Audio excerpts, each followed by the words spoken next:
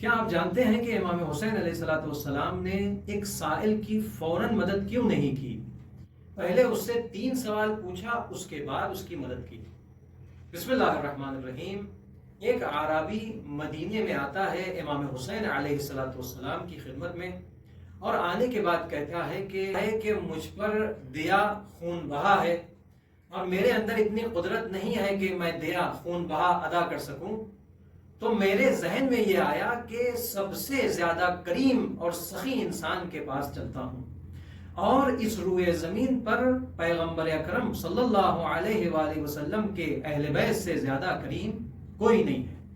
تو امام حسین علیہ السلام فرماتے ہیں کہ میں تم سے 3 سوال کروں گا، اگر تم 1 سوال کا جواب دو گے تو 1/3 رقم ادا کر دوں گا، اگر 2 سوال کا جواب دو گے تو 2/3 رقم ادا کر دوں گا، اگر تینوں کے تینوں سوال کا جواب دوں گے تو میں تمام رقم اور دیا ادا کر دوں گا۔ وہ شخص کہتا ہے کہ کیا آپ جیسا مجھ جیسے سے سوال کر سکتا ہے؟ آپ تو صاحب علم ہیں۔ امام علیہ السلام یہاں پر ایک مہم جملہ فرماتے ہیں۔ جو سوال میں نے ابتدا میں کیا تھا اس کا جواب امام حسین علیہ السلام فرماتے ہیں۔ میرے جد پیغمبر اکرم صلی اللہ علیہ وآلہ وسلم نے فرمایا کہ المعروف بقدر المعرفہ، کہ بخشش اور عطا جتنی آگے والے کی معرفت اور علم ہے اس کے اعتبار سے کی جائے گی۔ تو سائل کہتا ہے مولا جو آپ کو سوال کرنا ہے آپ کریے، اگر میں اس کا جواب دے سکا تو بہت اچھی بات ہے، اگر نہیں دیا تو میں کچھ سیکھ کر آپ سے جاؤں گا۔ مولا نے پہلا سوال کیا کہ یہ بتاؤ سب سے بہترین عمل کیا ہے؟ تو وہ جواب دیتا ہے سب سے بہترین عمل اللہ تبارک و تعالی پر ایمان ہے۔ دوسرا سوال امام حسین علیہ السلام پوچھتے ہیں کہ یہ بتاؤ ہلاکت سے کون سی چیز نجات دلا سکتی ہے؟ وہ کہتا ہے اللہ تبارک و تعالی پر توکل ہلاکت سے نجات کا سبب بنتا ہے۔ اب تیسرا سوال امام علیہ السلام فرماتے ہیں کہ یہ بتاؤ زینت انسان کیا ہے؟ وہ کہتا ہے العلم مال علم، کہ علم کے ساتھ حلم و بردباری ہو۔ امام فرماتے اگر یہ نہ ہو، وہ کہتا ہے فالمال مع السخا، مال ہو لیکن سخاوت کے ساتھ، یعنی مال اگر ہو تو بخشش کرے۔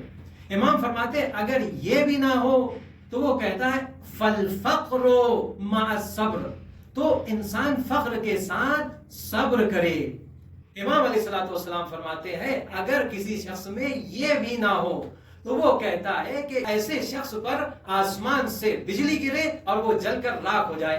امام حسین علیہ السلام مسکراتے ہیں، 1000 دینار اس شخص کو دیتے ہیں اور اپنی انگوٹھی مولا اسے دیتے ہیں کہ یہ 1000 دینار لو اور اپنا دیا اور خون بہا ادا کر دو اور اس انگوٹھی کے ذریعے سے اپنے نفقے میں خرچ کرے۔ تو وہ اعرابی قرآن کی ایک آیت پڑھتا ہے اللہ اعلم حیث یجعل رسالتہ، کہ خدا بند عالم جانتا ہے کہ کہاں پر رسالت کو قرار دینا ہے۔ تو اس واقعے سے کچھ سبق ہمیں ملتا ہے۔ پہلا سبق یہ ہے کہ جو امام حسین علیہ السلام نے فرمایا کہ المعروف بقدر المعرفہ، کہ جتنا انسان کا عرفان اور معرفت ہوگی اس کے اعتبار سے اسے عطا اور بخشش کی جائے گی۔ یعنی یہاں پر علم و عرفان کی مولا نے منزلت کو بیان کیا ہے۔ اور دوسری بات جو اس واقعے سے پتہ چلی کہ ہر اعرابی اور بدو کو جاہل نہیں جاننا چاہیے۔ تو آپ نے دیکھا کس طریقے سے اس شخص نے امام حسین علیہ السلام کا جواب دیا۔ اور تیسری بات آپ یہ دیکھیے کہ امام حسین علیہ السلام جیسا کریم شخص جو چاہتا تو فوراً اس شخص کو، اس سائل کو عطا کر دیتا۔